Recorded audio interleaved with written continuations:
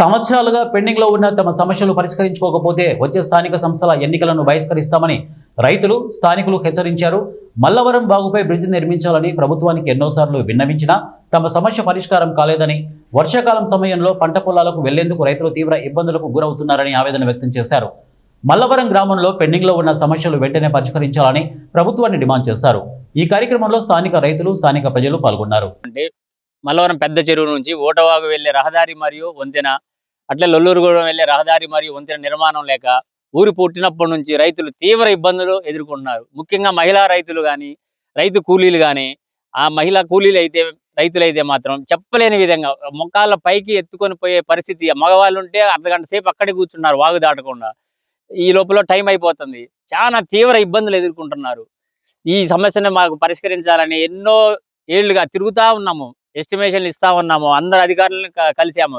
ఇదిగో అంటున్నారు కానీ మసిబూసి మాడేరుగాడి చేయడం తప్ప వాళ్ళు అసలు ఎట్టి పరిస్థితుల్లో కూడా చేయట్లేదు. నాకు నమ్మకాలు పోయినాయి. ఇంకా తిరిగి తిరిగి తిరిగి అలసిపోయాను. కలెక్టర్ గారికి ప్రజావాణిలో ఇచ్చాము.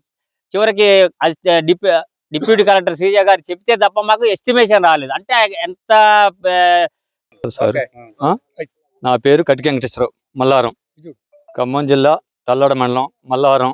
పెద్ద చెరువు కానుంచి పెద్దకుంట కానుంచి మాకు 2 రోడ్లు బ్రిడ్జి కట్టాలా, కలవర కట్టాలా. 2 రోడ్లు మాకు చేయాలా. రైతులు ఇబ్బంది పడుతున్నారు. వర్షాకాలం పంట పండించుకున్న కూడా చేలోనే ఉంటాం సార్. మా ఇంటికి రావట్లే, దొంగలు ఎత్తకపోతున్నారు. మేము రైతులు ఇబ్బంది పడుతున్నారు. ఈ 2 రోడ్లు కావాలా.